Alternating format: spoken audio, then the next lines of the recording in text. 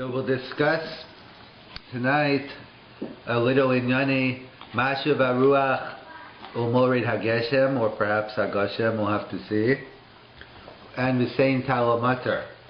So we know there's two places in davening we mention rain. We mention Mashav Haruach and we mention the same Talamatar. Interesting, the first time we find a prayer for rain, actually if we go back to Bereshis, and Rashi spells it out, Kosiach Hasadeh, that the Chazal Rashi quotes, it didn't start raining until after Adam was created. Why? Because God wanted someone who would appreciate the rain. He wanted someone to pray for rain, and someone there to have a karas hatov for the rain. In fact, interesting, I saw a piece from Rav Tzaddik, and the Rav had something similar, that we know that the Avos instituted tefillas. Avram instituted Shacharis, Yitzchak Mincha, and Yaakov Ma'ariv. And the pasuk they learn out by Yitzchak is Gatsuach Basodeh. And there's a whole discussion in Chazal about Brachas Davav, how Mincha is the most opportune time to daven, because we learn out Eliyahu Hanavi on Har Carmel, Anini Hashem Anini, he was answered during Mincha time. And there's a discussion among the Mefarshim, what's so special about Mincha. Some point out a more mystical answer, that somehow during Mincha time it's like the Zman Hadin, and therefore it's much harder to be Orer Rachamim during the Zman Din. You got to work harder, you got to daven harder, and usually you start off with the level playing field, so as long as you have a 51%, you make it, but Mincha you need a little bit more because you're starting behind the eight ball, so to speak, whatever it means exactly, but it's Zman Hadin and you're trying to Orer Rachamim. Or from a more pragmatic point of view is that it's not always true. During the winter times, a lot of people find davening Shacharis difficult also.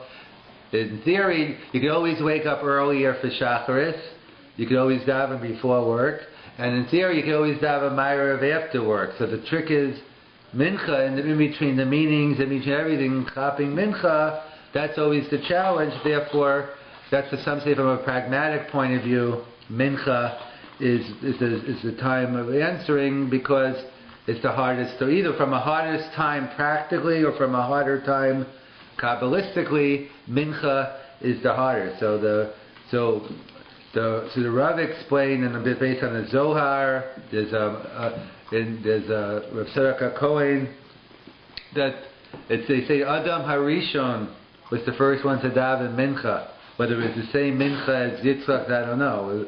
Whether Yitzchak's the same as ours, I don't know either. I mean, no, it's probably not. But whatever Adam davened, he davened during Mincha time, and he was davening for it to rain.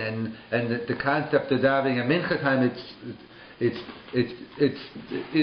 a hard time, and you have to go against the tide. That's why they explain by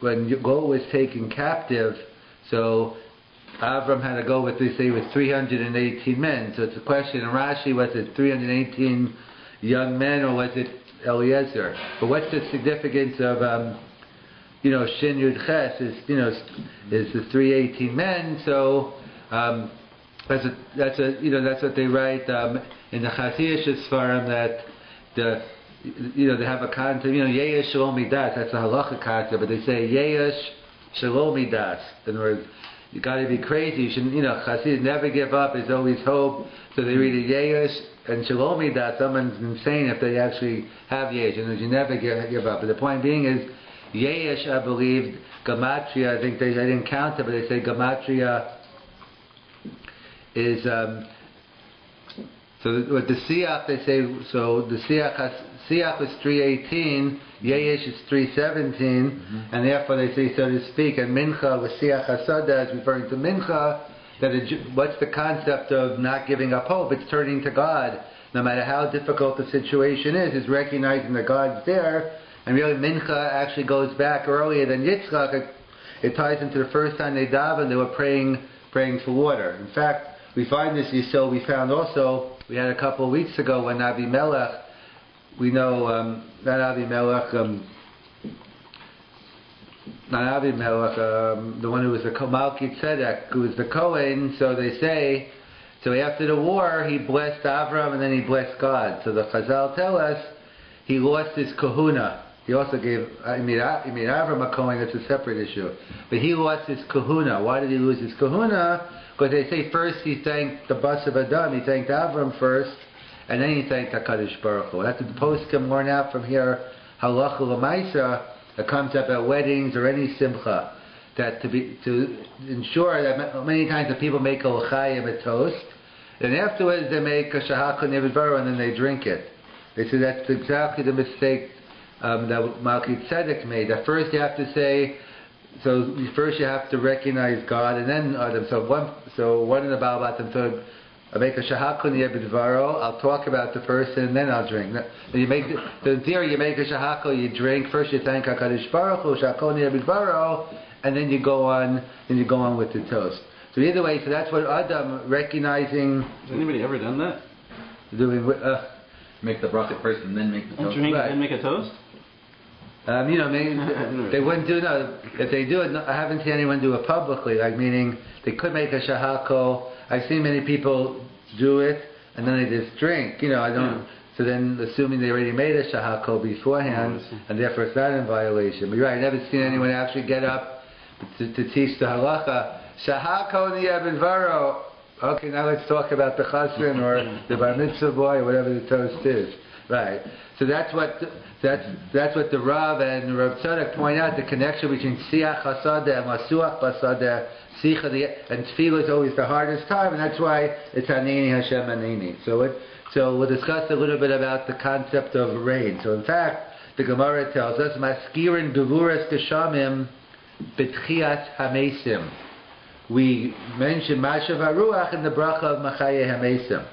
And what is the bracha of rain doing, or in the bracha of Tchias HaMesim, of resurrecting the dead? So we know, Chazal tell us, there are three things that will nimsru l'shliach. Three things that wasn't given over to a shliach. So we had some exceptions to the rule, but fundamentally rain, childbirth, and Tchias HaMesim. So therefore, the Chazal say that basically what is without rain keeps all the crops and food alive. Without rain, it's basically God is Machaya HaMesim by making it rain, or else we wouldn't have rain, we wouldn't be able to eat, we'd have a famine. And therefore, that both, so to speak, Tchias HaMesim and childbirth is also, as well as the Bali Musa like to say, people have it all wrong. That, if you read in the newspaper about, a Tchias HaMesim article, someone resurrected the dead, it'll be front pages, Newsweek, Time, they'll be running the article for a week. Imagine running the headlines, baby born today. A yorn. But Bali Musa say it's a bigger nace that a child is born than Tchias HaMesim, because at least Tchias HaMesim, the body's there, you just have to resurrect it. When it comes to childbirth, it's even a greater nace. So therefore, all of them have to do with living, childbirth, rain, and Tchias HaMesim. In fact, that's what this interesting Dasik Kanim of Bali Tosis points out, that we have many tzaddikim in Jewish history, but two are singled out for being a tzaddik. Noach HaTzaddik, or B, as the Medrash says, he started off Ish Tzaddik, but ended up Ish Adama, that's for another time. And we know Yosef HaTzaddik. Noach and Yosef are mentioned in Tzaddik. In fact, I was learning with Noah last night, so actually his name is Noach Yosef. I said, now you know why. I don't know if your parents know why, but it is the reason why you were named that. So what do the two have in common? So the Dasik Kanim Bali Tosis points out that what do they have in common? That they both rebuilt the world, so to speak. That Noach, after the flood, the whole world was destroyed. He came out and he rebuilt the world with Noach and his family. And Yosef, he was his foresight, the Chachma, he was able to put aside food. He knew when the famine was coming. So both Yosef and Noach are two people who sustained the whole world. So the question is, so how do we know? What's the connection between sustaining the whole world, the great thing? How do you know you get the label tzaddik, but for sustaining the whole world? So we say it 3 times a day in davening. Poseach eshadecha Umaspil L'chol Chayratzon. God, you sustain the whole world. Tzaddik Hashem B'chol Derochav. God, you're a tzaddik. So the Das Kedim Balaton says so too here. But so we see those three, all three of them, rain, Tchias HaMeis, and birds, all have to do with life, and that's why it's very fitting to be put into that bracha. So Mashav HaRuach is in the bracha of Gvuras Keshamim, and when that's what it's called Gvuras Keshamim. Because why Gvuras Keshamim? Because that's one of the things rain it gives life. I think there's a Vilna Gaon on it that they quote that the rain signifies that even among the, I don't know, maybe during his time, or I don't know if it's still true today, but what they call in the name of the Gra, that during those times, even the philosophers were moded, they said the sun and the moon, the stars, that's Teva. But raining makes no sense. That's Lamala Miderach HaTeva. So therefore, in the the Gvuras Keshamim, you're putting the bracha of Gvuras Keshamim and Tchias HaMeis, and you're being nicker that this is a tremendous nates from HaKadosh Baruch Hu, the fact that it's raining. Even that I don't know if they consider rain not Derech HaTeva anymore, but at least that's what they call it in the name of the Vilna Gaon. So either way, that's Mashav HaRuach in the bracha of Gvuras Keshamim, and we know the same Talmud Matar we won't find until Barach Aleinu, in the middle section. So we know there are three. So why are they in two separate sections? Why don't we say them together? So we know there are three sections to Shemona Esrei. There's 365 days a year, 354 days, 383 is the leap year. As many days in your calendar, every day of the year, the first three brachas and the last three brachas are always the same. The first three are Shevach, and the last three are Hodah, thank you. The middle ones change. In a week we make Bakashas, on Yantiv we talk about Shabbos, Yantiv, whatever, that's the Kedushas Hayom. So that's why we don't have Talmud Matar on Shabbos, because we don't have the Bakasha section. So Mashiv HaRuach HaMored HaGashem, we're just praising God for the ability, for the power to give rain. We're not actually asking Him for rain yet, so therefore it's in the Shevach. We're praising God. Mashav HaRuach HaMored you have the winds go and you have the ability to cause rain. That we put in the Shevach section, but without asking for rain until the same Talmud Matar, and that's in the Bakasha section. So in fact, it's an interesting discussion, the Gemara in Tainis. When does one begin saying Mashav HaRuach HaMored HaGashem? We know the halacha. We start saying Mashav HaRuach HaMored HaGashem Musaf of Shmini Atzeres.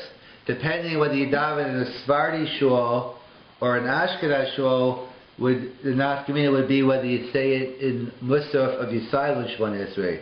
We make the bracha on rain afterwards, right before the Chazaras Hashatz. We have the Tfilas Geshem. So the question is, what about the silent Tfilah in Musaf? So the minig among Ashkenaz is the Gabbai Levet. Someone makes a hachraza, we say Mashav HaRuach HaMored, and we say it even in the silent Shemona Esrei. The minig among Sephardim is that you wait for mincha, and this practically speaking, some bring down, because we don't say Mored Atau, or the strict minig Ashkenaz is not to. Some do, as Tosfos points in the Tainis. It's not a good idea to say it all year round. This way, you're safe. You never have to go back, because if you said Mored Atau, b'di'eved yotze. But either way, so we don't say anything all during the time of the summer. So now, when it comes for rain, we can say Mashav HaRuach HaMored HaGashem. So therefore, we make an announcement, but it's inappropriate. The Sephardi going to get up. Don't say Mored Atau anymore. So therefore, they don't want to come off kind of like with a negative announcement. So therefore, they wait until mincha time. But that's just pragmatics. The Rav, I saw a piece in the Hare Kedem. I actually found this. I knew I had a piece on Talmud Matar in right before the Chanukah piece, but here in his second volume, it's not his. It's a Shurkin writing. He was someone who learned by the Rav Soloveitchik in the Shir. He wrote the Hare Kedem. So I found it in the back of like the second edition that snuck in the middle of nowhere. I just saw Mashav HaRuach. I just took a quick look at it before. So he brings down that he quotes the Gemara in Tainis. when do we begin saying Mashav Aruach Umori Hagashim? So we begin Shmini Atzeres. But there's one opinion who says you begin saying it Yontiv Rishon Shel Chag. We don't want the rain, etc. Sukkah, Sivan Kala. But one opinion says you begin saying it Yom Rishon, right? You begin the first day of Sukkot. Why? Because Gamalei Milulav. He learned it out from the Daled Minim that just like the Daled Minim, the four species, they're all dependent on water. So too, and without water they can't grow, etc. So too, we should be. And he points out that lulav is basically like a ritzoy for mayim. You're basically asking God by shaking the lulav, it shows him we need the water, we need all of that. So he wants to point Mashav Haruach is kind of like a ritzoy for mayim, and therefore you should begin the same time as lulav. That's the same time as we shake the daled minim. That should be the same time we should start saying Mashav Haruach. That's his opinion. We don't pass in that way. The opinion in the Gemara, I'm not sure if they give a if it's a chamim or. So Mashav Haruach is in the first section, which is of praise. What? I'm asking the question. Mashav Haruach is in the first section. The Shevach and Mashav, yeah. Right. Mashav Haruach in the second bracha of Mechayim Esim, right? But I don't understand why it's in the beginning bit, because we say it so that we do get rain. So it's asking God for something, so it should be in the middle bit. So we'll see what in Mashav Haruach, in other words, we're not actually asking for rain yet. That's in fact over there. Rashi, you go on. Because we're praising God on the ability that He can. On the ability that He can give rain. We're not actually asking for rain yet. No, because that's what we start saying it straight after Yontzov, so that we do get rain now. Well, I'll touch on this in a minute. What I'm saying is, but that's what they point out. But Rashi over there in Tainus quotes that's the reason. Why even according to us who say Mashav Haruach Uragasham and Shmini Atzeres, we still begin to say it before Tal Matar. Tal Matar, as we'll see in Israel, let's say they already started Zayim Mar Cheshvan. The question: why don't we start saying Mashav Haruach Amorid Agashem the same time as the same Tal Matar? This is like the conclusion. We conclude the same time. We say it right until Pesach. We don't stop separately. So the question the Mefarshim asks: why do we begin Mashav Haruach? We know whichever opinion you're going to take, the first day of Sukkot, even the last day. So Rashi over there quotes in Tainus because before we ask for rain, before we make a bakasha, we want to have a Rita Maya. We discussed before we come out and so to speak and ask God for the rain. We first want to praise Him on the ability for rain. But I'll get to your question in a second. So actually they point out that why don't we start saying the same Tal Matar immediately? Right after Sukkot, when we can't say it Shmini Atzeres Simchas Torah because we don't say Tal Matar, we don't have a bakasha. But right after Yontif, why don't we begin saying the same Tal Matar right away? So that's the Gemara over there in Tainus. That I think it's Rabbi Gamliel. So actually, there's different opinions of when. One opinion in the Gemara is you start on Gimel Mar Cheshvan, but we accept the opinion of Zayin Mar Cheshvan. I think it's Rabbi Gamliel's opinion. The question is, why do we wait to Zayin Mar Cheshvan? The Gemara wants to know. So Gamliel says because what's going to happen after Yontiv is over? We know we have a mitzvah on Yontiv, Shalosh Regalim Bashana, 3 times a year. There's a mitzvah for all the Jews to go to Beis Hamikdash, etc. So he says, what's going to happen? They're all going to be in the Beis Hamikdash and they have to get home. It's going to start pouring rain on them, the horses and buggies and the whole works. So therefore, we don't want them to get rained upon and poured upon. So therefore, they figured out that by the Nahar Pras, the exact place they figured out Chazal is the longest distance to go. It takes 2 weeks, 15 days, wherever it is. And therefore they waited to Zayim Mar Cheshvan to get the Ola Rego people a chance to go home. So the point is, the question is like, what do you mean? So So some point out, so Bisman has that we don't have Ola Rego, so then maybe we should start saying Misal and Talo Matar right away. So there are other reasons given in the Gemara also that you don't want it to rain because all the fruit's going to get, even the fruit on the ground or on the trees, it'll become moldy and ruined. But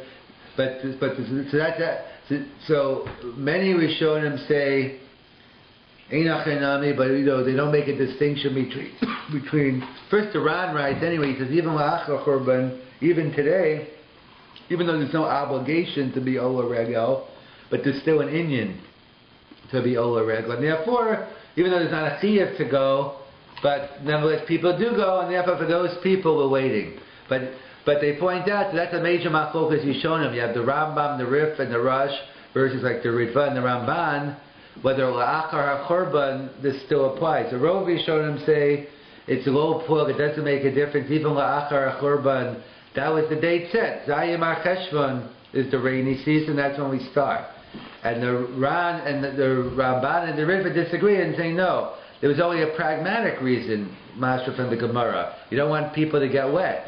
But if not for the whole Rebbe, you really should start saying it right away. So even though we passed in Zayim Ar-Cheshvan like the Rov Rishonim, the post can point out something interesting. L'halacha, we don't reject the Ramban and the Ritva completely. What do I mean? We don't reject them completely. We don't start saying it's Zayim Ar-Cheshvan in Eretz Yisrael, so we do reject it. No.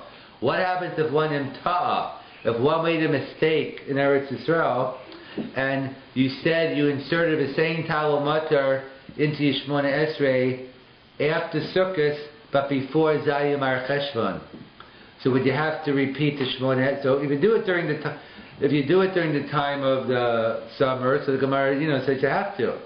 So what about here? So the many poskim say based on the Ramban and Ritva that we could rely on them b'diavad that since it really is this man, since it's not really a siman kola for the rain. In other words, what they point out that they ask is, what about, how come we don't have distinction at the end of Yontif, like before Pesach?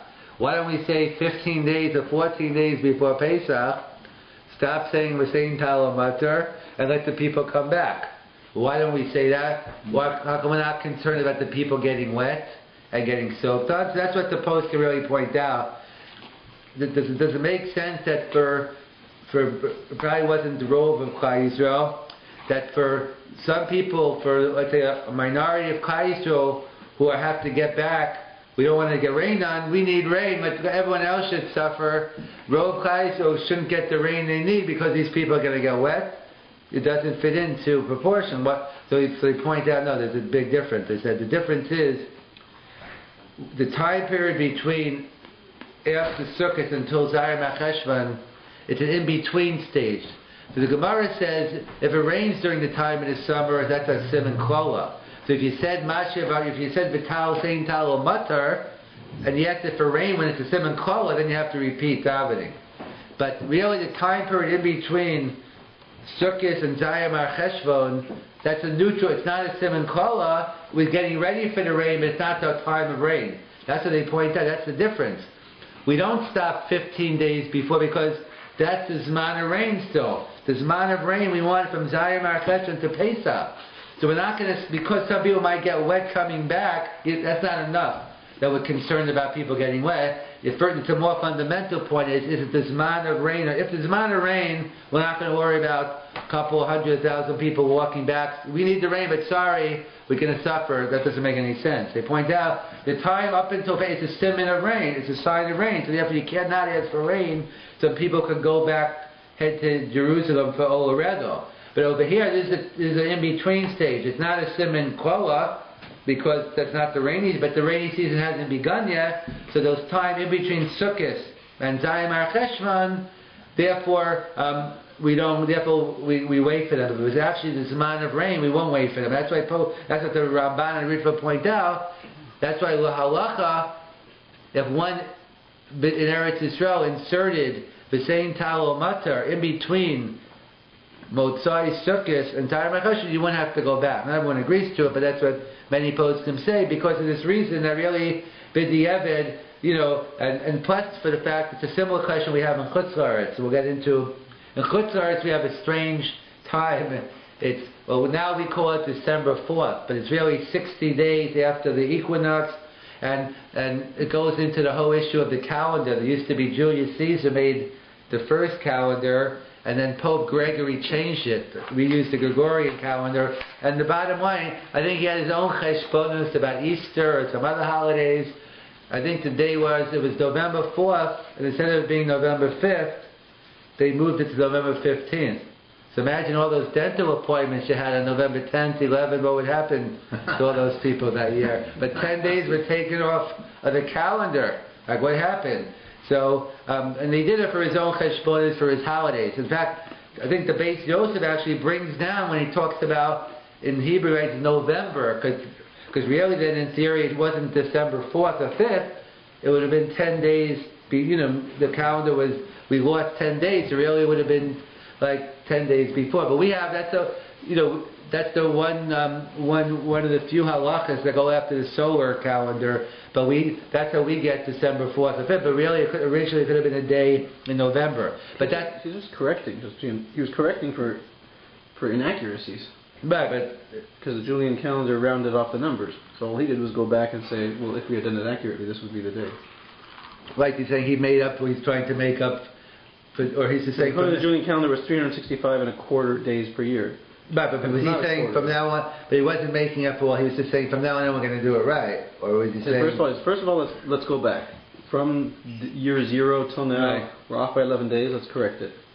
And then for the future, he created the leap years. Right, so he moved the 11 days. He took off the leap year on the millennium. Like right. 2000 wasn't a leap year. He made a calendar that will stay in sync. Right. But the reason he moved the 11 days was just to make up for the past. To make up for the Right. So that is a discussion in the poskim to which day really should be the day of, like, when we say. But the Lamaita minig is December 4th or 5th, but the Beis Yosef already discusses in terms of maybe it should have been sometime in November. But either way, it was always 60 days after. It was whatever that time. Was it 60 days after? No, they figured it has to do with Bavel. That was the time, 60 days after the Kufas Tishrei. That was the time we needed rain in Bavel, and therefore that was the time in those areas. So that's what the Rush worked very hard on it. The Chuvas HaRush says it doesn't make any sense today. That who cares what happened in Bavel? We don't live in Bavel, and he was in Spain. Like, why are we saying we're saying Talmud by what happened in Bavel? In Bavel was because that was the rainy season. It's not the rainy season. Our rainy season, we have a rainy season all year round. Maybe we should always be, if we always want rain, but whatever the time period is, there's no reason to wait anymore to at least go with Eretz Yisrael, go with Zayim HaCheshvan. The Rush worked very hard to get it changed. Darach HaShochan writes, no one listened to the Rush, so they're not going to listen to me either, so I'm not going to bother, but really what the Rush is saying makes a lot of sense. And therefore, based on this Rush, it's a similar concept. Some people discuss why do you say you don't go back? If, let's say, you either don't insert the right thing or you insert the wrong one. It's because if you could ask you if it's a Siman Klola for rain, and you ask for rain, so you have to repeat it. But in this case, even before December, we're happy it's raining, in Canada, America. So they have those poskim who want to make the same thing and say perhaps in America or those places, North America, maybe you wouldn't have to go back if you started it. But the mice of the poskim say there's a if Shlomo Zalman but in Eretz Yisrael, if Shlomo Zalman goes with the psak, I believe that if you between Sukkot and Zayim HaCheshvan you wouldn't go back. Some want to claim the Chazon Ish disagrees, but based on the Rush, it makes a lot of sense. But the Rush fought for it. They even say he wrote his tshuva on Chol Hamoed. That's how he normally didn't write on Chol Hamoed. That's a separate shir, Ksiv on Chol Hamoed.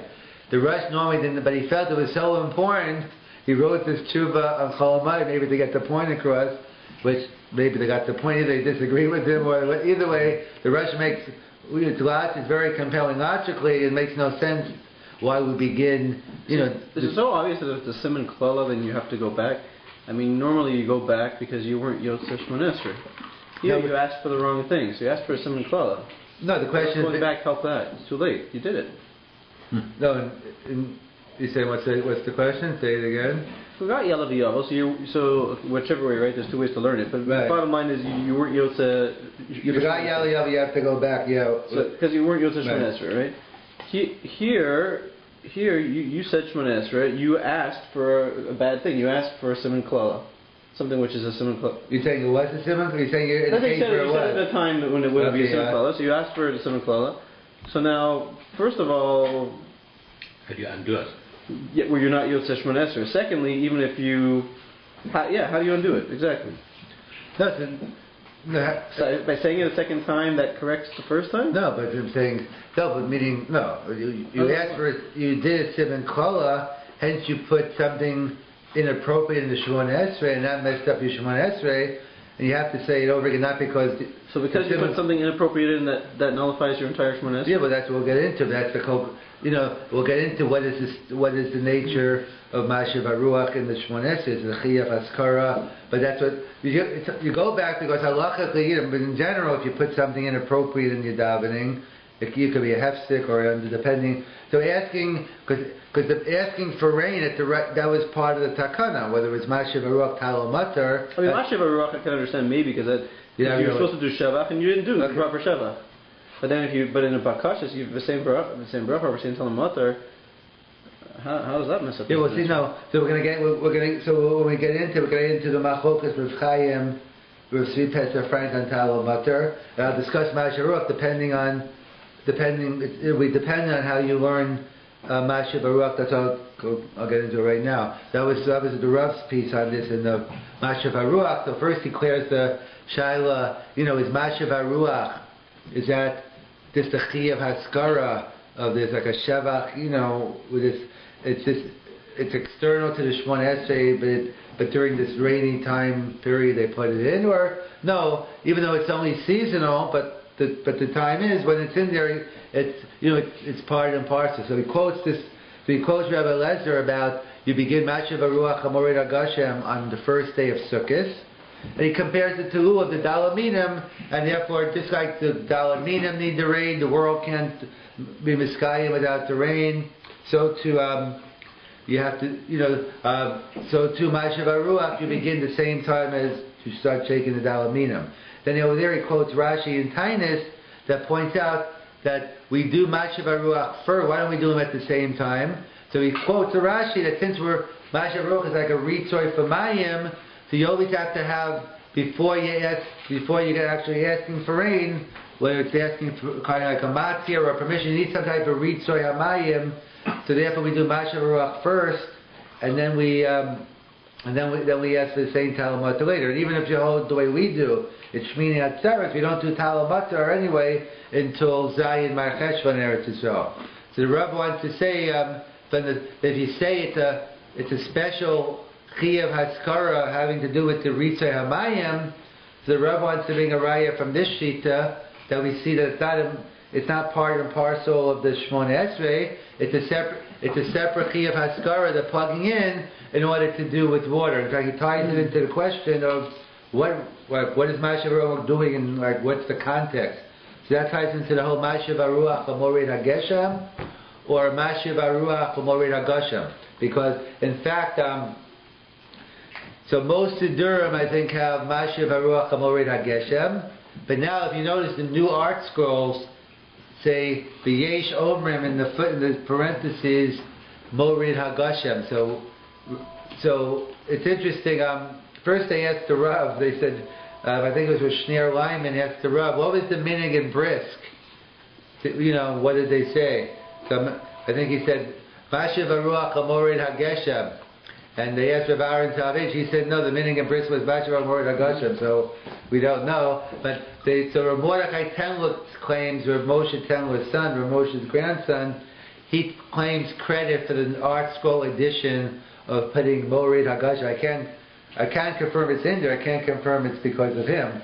But what he claims is he called up Art Scroll, whoever Art Scroll is, Mr. Art Scroll, and he said, we know the minig is most people say Morid HaGeshem, But Rav Moshe's Shita was to say Morid HaGashem, and Rav Moshe's the Posek Hador, so at least recognize his Shita, even if we're not going to write it in the Siddur, at least put him in a little parentheses on bottom. So he claims that's why, because in the old art, so they don't even, they just have, I looked at the old one, I just saw Morid HaGeshem, the new ones, they do have that, so whether it's from him or not.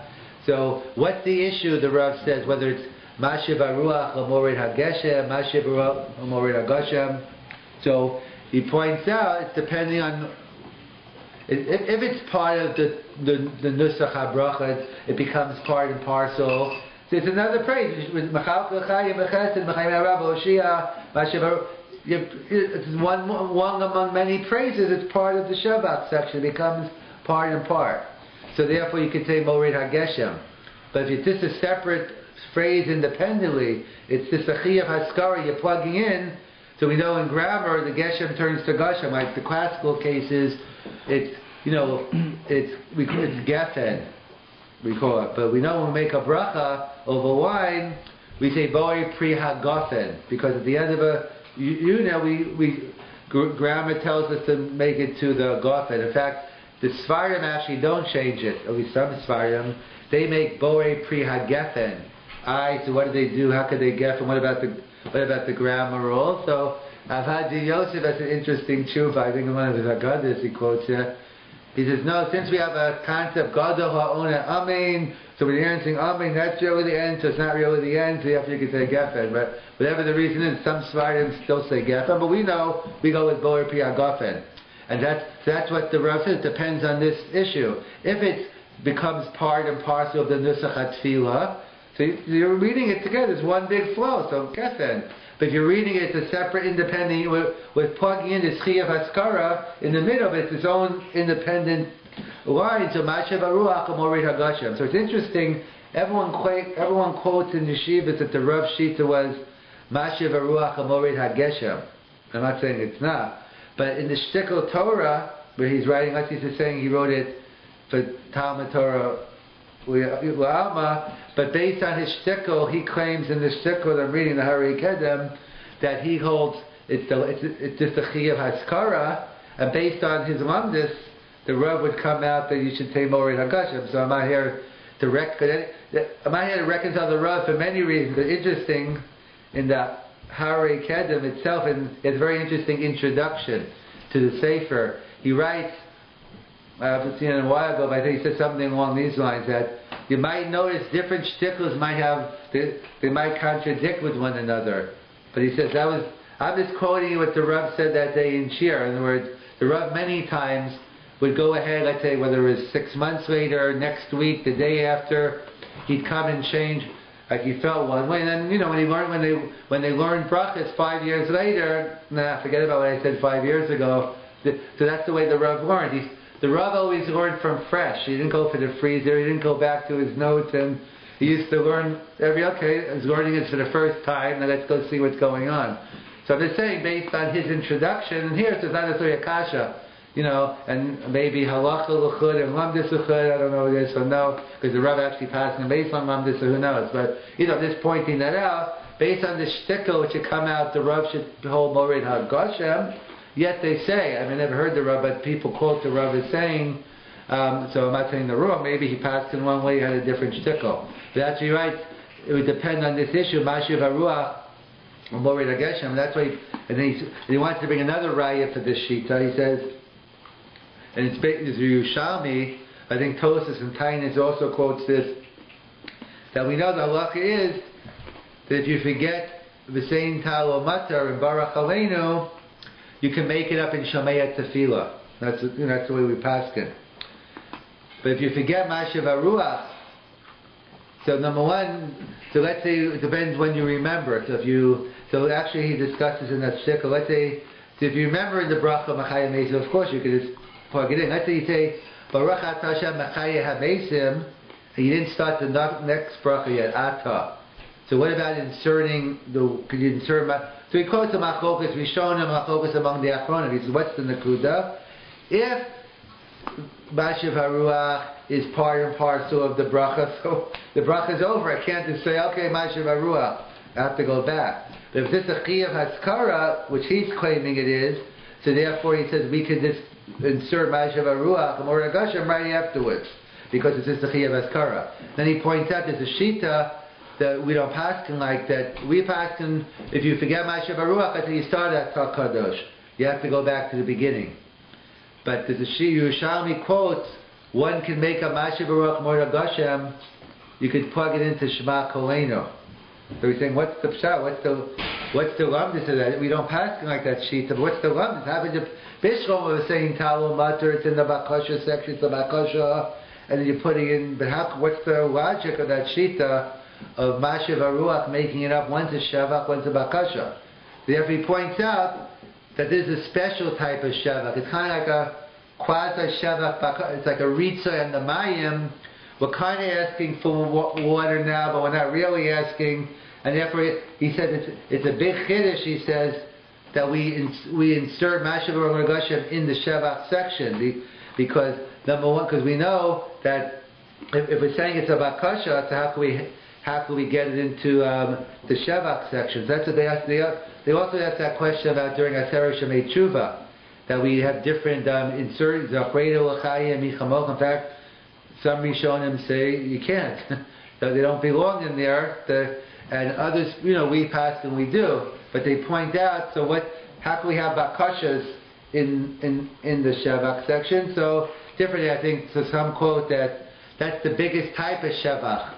When you realize ultimately everything's from HaKadosh Baruch Hu, you're saying everything, the rain and whatever, our life during Aseret Shemei Tshuva, that's kind of like the Esam Bakasha is like a Shavach, kind of like the Vilna Gaon was saying, why we have Mashav Haruach in the Chaya Mesim, because even the philosophers recognized that rain wasn't Derech HaTeva, like the sun, the moon, it was something more than that, therefore it was nicker that there's a God, and therefore they put it in the Chaya Mesim. But the Rabbi is a whole shtickle, and all these things depend on it. Could you say Mashav Haruach right after Chaya Mesim? Could you make it up in Shema Kolenu? Do you say Mashav Aruach Amorei Hagashim? It's based on the Rabbi Lezer with Lulav that he says we hold. He says in this shtickle anyway, it's a Chiyav Haskara of Ritza Mayim, and it's not part and parcel of the Shemon Esrei. We'll see. So you can do it at the Machai Mesim. Yes, according to. Because it's still in the area. Right. It's kind of we'll see next week. Similar to what we'll say by Ritzal Matter if you Mavarach Hashanim. But right, that's what he said. It's some of. I mean, I'm just trying to figure out, like, if the argument is with Haskar, they after a Kel Kadosh. No, it's a general right. No, it's a good general question. Why can't you, like by the other brachas, like you always get to go back to that section. Right. Here, even though Ataka is only the third, it's still in the same section. That's right. That's nothing to do with the Rav shtickle. That's just a general kasha. But after Machai Mesim, if you don't start at the Kadosh. Yes, so he says it depends on that shaila, but everyone agrees. Right.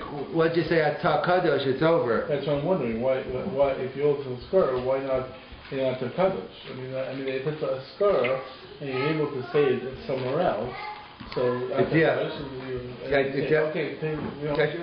it's a good kasha. I had the same kasha. I haven't found the satisfactory. I was always wondering. It's still why we so makbid.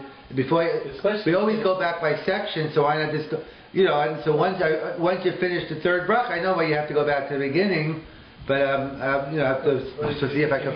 Especially the point is, she goes and says Shema Kolenu, she will for sure say it. Yeah, I'm saying. But even though it's still the Shabbat. Right, I agree, and yet no one, and that the poskim all seem to.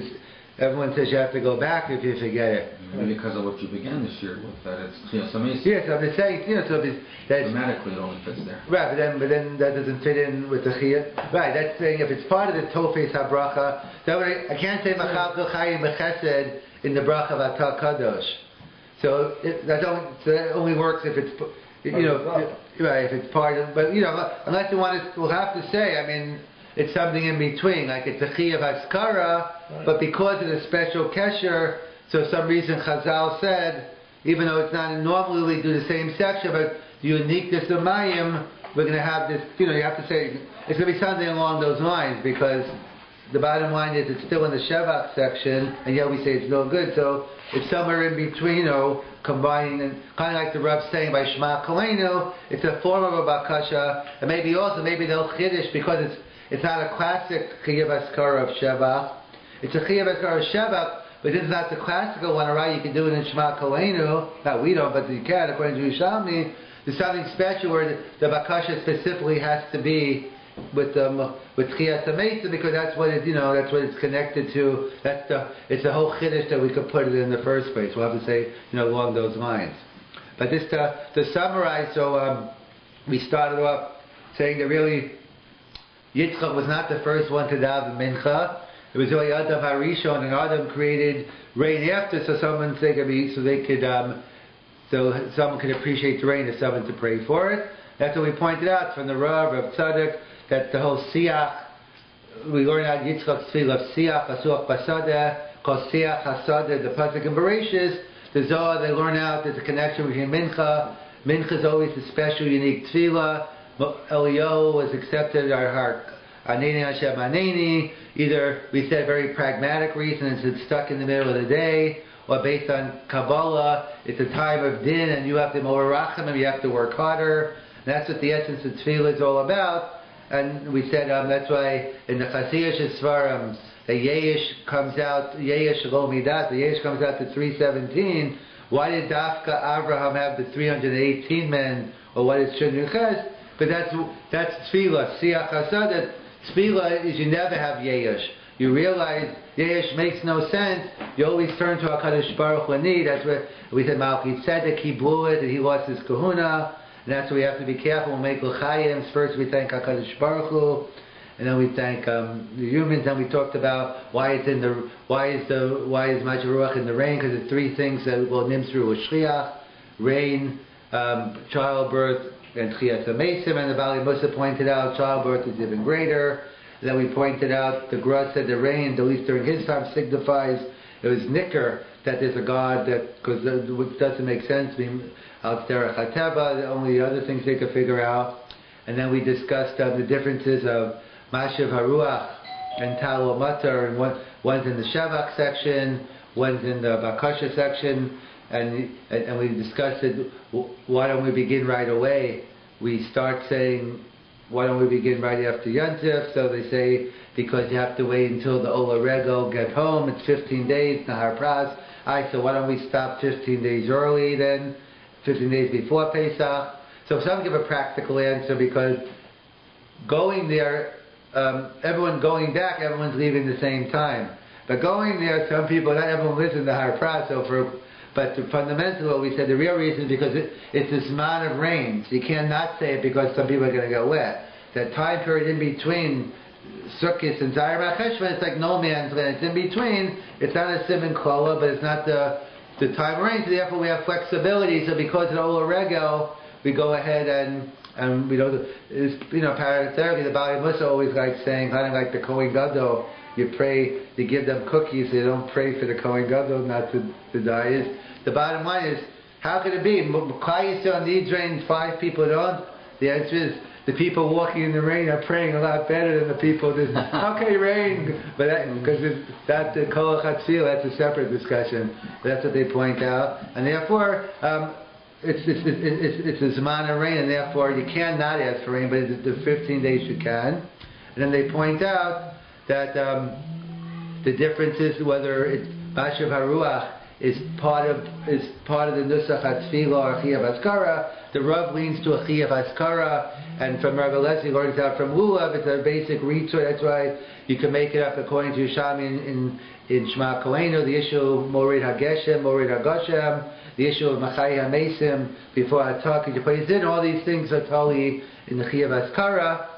So we'll continue next week on some more Mashiv Haruach and Tal Matar and Yanam.